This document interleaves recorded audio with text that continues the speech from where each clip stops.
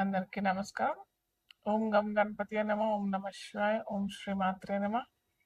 జ్ఞానానందమయం దేవం నిర్మల స్ఫటికాకృతం ఆధారం సర్వవిద్యానాం హయగ్రీవం ఉపాస్మహే. అందరికీ నమస్కారం. ఈరోజు మనము శుక్రుడు వివిధ ద్వాదశ రాశుల్లో ప్రయాణించినప్పుడు ఎవరెవరికి ఏ ఫలితాలు ఎలా ఉంటాయో అవి చూద్దాం. అయితే నేను ముఖ్యంగా అందరికీ చెప్పాల్సి ఎప్పుడు ప్రతిసారి చెప్తూనే ఉంటాను. ఇప్పుడు కూడా చెప్తున్నాను మళ్ళీ కూడా.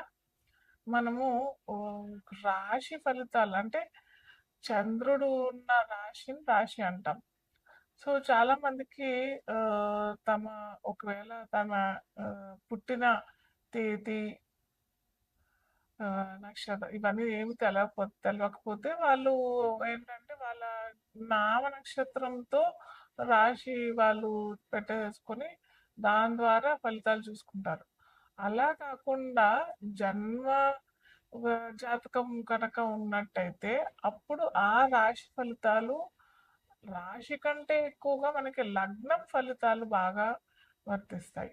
సో ఇక్కడ ఏంటంటే వృషభ రాశిలో శుక్రుడు ఆల్రెడీ ట్రాన్సిట్ పొందుతున్నాడు, అంటే ప్రయాణం చేస్తున్నాడు. అయితే ఇది మనకి మే 14వ తారీఖు వరకు మనకి శుక్రుడు వృషభ రాశిలోనే ప్రయాణం చేస్తుంటాడు అన్నమాట.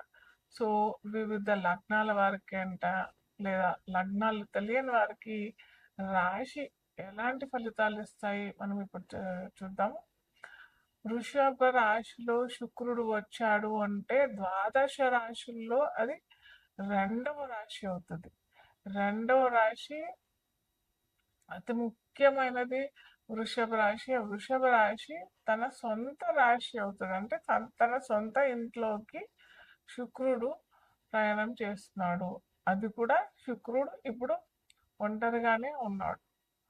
సో ఇప్పుడు ఏంటంటే మనము ఒక వ్యక్తి తన ఇంట్లో ఉన్న స్వతంత్రం, అది అటు పేదవాడైనా కానీ, మధ్యతరగతి వాళ్ళైనా కానీ, గొప్ప వాళ్ళైనా కానీ, ఎవరైనా కానీ బయట ఎటు ప్రయాణం చేసినా కానీ మళ్ళీ తిరిగి తన ఇంట్లో వచ్చిన తర్వాత పొందిన ఆనందం, సంతోషం పట్టలేని ఆనందం కదా.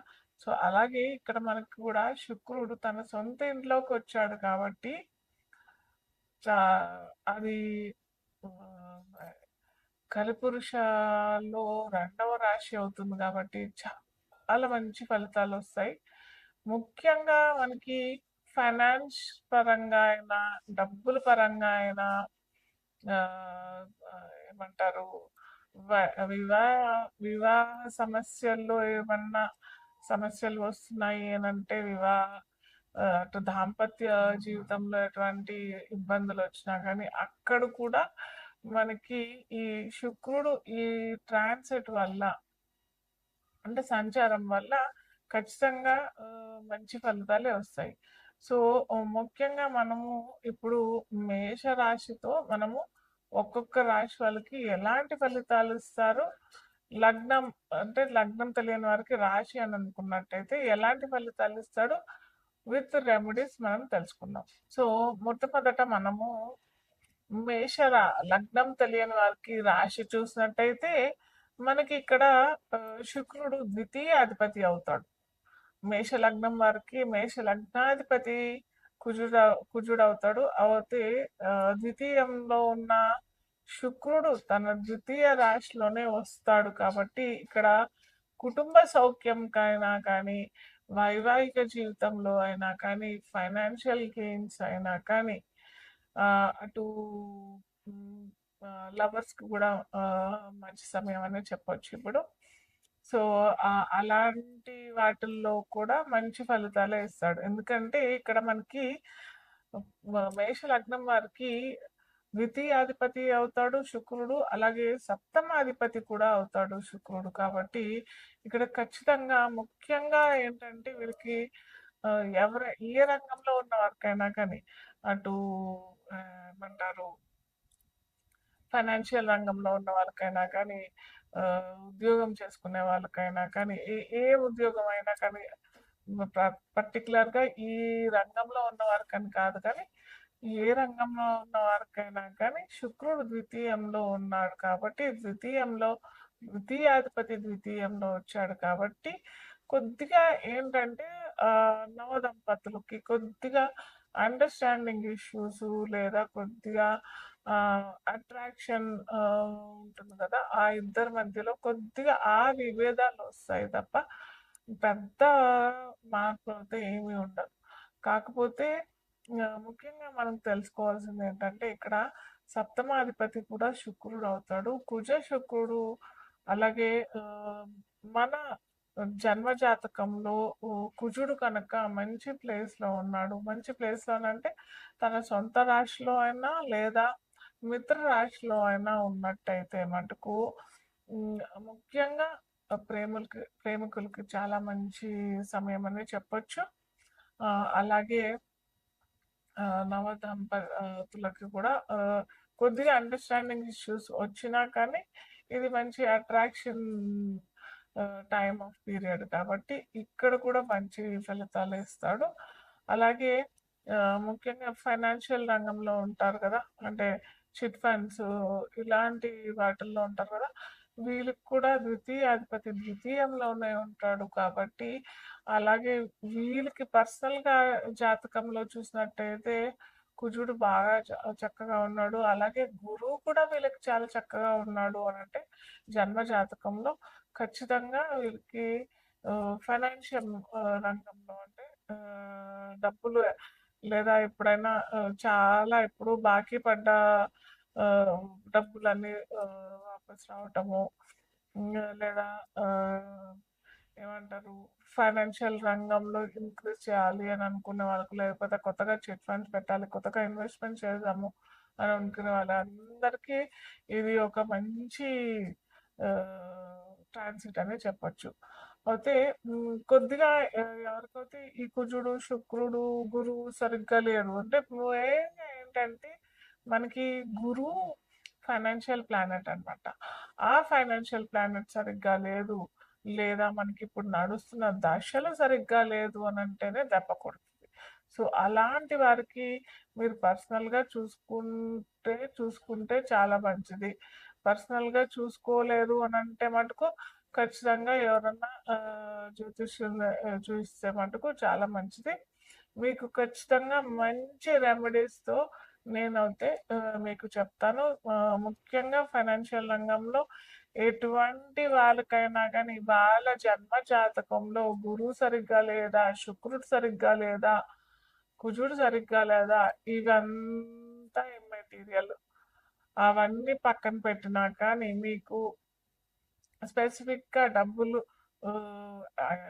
అందరికీ డబ్బులు అవసరమే కాదనట్లేదు, కానీ కొద్దిగా చిక్కుల్లో ఉన్నాయి, చిక్కుల్లో పడ్డారు, లేదా అవసరానికి డబ్బులు అందట్లేదు, మనకి ఎక్స్పెన్సెస్ ఎక్కువగా అయిపోతున్నాయి. ఇవన్నిటికీ చిన్న చిన్న చిట్కాలతోని చిన్న చిన్న రెమెడీస్తోని చాలా తక్కువ ఖర్చుతోనే మంచి ఫలితాలు అయితే వస్తాయి. సో ఇప్పుడు నా చేతిలో చూస్తున్నది ఇది ఏంటంటే 7 చక్ర క్రిస్టల్ బ్రేస్లెట్. సో ఇది ఎవరైనా ధరించవచ్చు. ఈ పర్టికులర్గా ఈ రాశి వాళ్ళే అన్నట్టు అయితే ఏమీ లేదు. దీంట్లో మనకి ప్యూర్ క్రిస్టల్స్ ఉంటాయి. ఇక్కడ రెడ్ జాస్పర్ ఉంటుంది, ఇక్కడ గ్రీన్ అవెంజరిన్ అనేసి అంటే క్రిస్టల్స్ పేర్లు అనమాట. ఇది గ్రీన్ అవెంజరిన్, ఇక్కడ మనకి ఇది చూసినట్టయితే ఎల్లో సఫారు, ఇది చూసినట్టయితే బ్లూ సఫారు, ఇది అయితే గ్రే పర్పుల్ అవెన్షన్. సో ఇలాగా ఇవన్నీ ఒక్కొక్క క్రిస్టల్ ఒక్కొక్క తత్వం చెందినదన్నమాట. అంటే మన బాడీలో సప్త చక్రాలు ఉంటాయి కదా, ఈ చక్రాలన్నీ మనం బ్యాలెన్స్డ్గా ఉంటేనే మనకి ఎటువంటి ఆరోగ్య సమస్య లేకుండా ఉంటుంది, బాడీ ఒత్తిడి పొందకుండా ఉంటుంది. సో మనము అటు డాక్టర్స్ దగ్గరికి వెళ్ళి చిన్న వాటికి ఏదో మెడిసిన్స్ ద్వారా క్యూర్ అయిపోతుంది, కానీ అది టెంపరీ ఎఫెక్టే కదా. ఎప్పుడైతే మనకి 7 చక్రాలు కరెక్ట్గా అలైన్ అయ్యి కుండలిని శక్తి అంటాం కదా! సో, ఆ కుండలిని శక్తి మనము ఇప్పుడున్న హడావుడిలో మాత్రం చేసుకోలేని వారు కూడా ఈ దీన్ని ధారణ చేసినట్టయితే, ఎప్పుడైతే మన ఈ చక్రాలు కరెక్ట్‌గా అలైన్ చేసినట్టయితే, మన ఎనకాల ఉంటాయి. బ్యాక్ బోన్ ఉంటాయి కదా! స్పైనల్ కార్డ్‌కి కరెక్ట్‌గా 7 చక్రాలుంటాయి. ఈ చక్రాలు కనుక అలైన్ చేసినట్టయితే మనకి ఎటువంటి ఆరోగ్య సమస్యలు రావు. మానసిక ఒత్తిడి కూడా లేకుండా ఉంటుంది. కాకపోతే నేను ఇంతకుముందు చెప్పాను కదా! ఆ చక్రాలు అలైన్డ్ ఎప్పుడు ఉంటాయనంటే, మనం ఆ చక్రాలు క్లీన్స్ చేసుకుంటేనే అవి సరిగ్గా ఉండి, వాటికి సంబంధించినయన్నీ ఆహ్, ఆహ్, క్రియలు సరిగ్గా జరుగుతాయి. అవి కనుక ఎక్కడైతే అపశృతి జరిగినట్టయితే మనకి అనారోగ్య సమస్యలు చాలా మటుకు ఇప్పుడు అనారోగ్య సమస్యల కంటే ఎక్కువగా నా అనుభవంలో చూసిందేంటంటే depression, sleep disorders, plus ego, attitude, anger issues ఇలాంటియన్నీ ఎక్కువగా జరుగుతున్నాయి. సో, ఇవెందుకు అనంటే ఎప్పుడైతే మనకి third eye, crown chakra, root chakra అంటే రూట్ చక్ర అంటే మూలాధార చక్రము. ఇలాంటి కొద్దిగా బ్యాలెన్స్ సరిగ్గా లేదు అని అన్నప్పుడే మనకి ఇలాంటి ఇబ్బందులొస్తాయి. సో, దానికి సరియైన మార్గం ఇది. ఈ 7 చక్ర. ఇప్పుడు నేను కూడా ధారణ చేస్తానిది. ఎందుకంటే నేను కూడా మనిషినే గదా! అన్ని రోజు ఒక 30, 40 కన్సల్టెన్సీస్ చేసి మళ్ళీ నేను స్పెసిఫిక్‌గా ఈ 7 చక్ర అలైన్‌మెంట్ వీటికి కూడా మంత్రాలుంటాయి. ఇవి లేకుండా మంత్రాలతో కూడా చేసుకోవచ్చు. కానీ దానికి ఒక అరగంట, గంట స్పెండ్ చేయాలి. సో, అలా చేయలేము మనము. అందరూ చేయలేరు గదా! అరగంట, గంట చేయాలి అనంటే యోగా చేసుకోవాలి, ఎక్సర్సైజ్ చేసుకోవాలి, దీనికి కూడా చేసుకోవాలి, టైం కేటాయించాలి అనంటే కొద్దిగా ఇబ్బందే కదా! సో, అలా చేసుకోలేము అని అనుకునే వారికి ఇది మంచి పరిహారం. ఇది కనుక ధారణ చేస్తే మనకి క్విక్‌గా అవుతది అన్నట్టయితే నేను చెప్పట్లేదు. క్విక్‌గా ఎవ్వరికి ఏది జరగదు. క్విక్‌గా అయ్యేది మనకి లాంగ్ రన్‌లో రిజల్ట్స్ అయితే రావు. సో, ఇది స్లోగా మనకి అన్ని చక్రాస్ అలైన్ అయిపోతాయి. తప్పకుండా అందరూ వేసుకోండి. అద్భుతమైన ఫలితాలైతే వస్తాయి.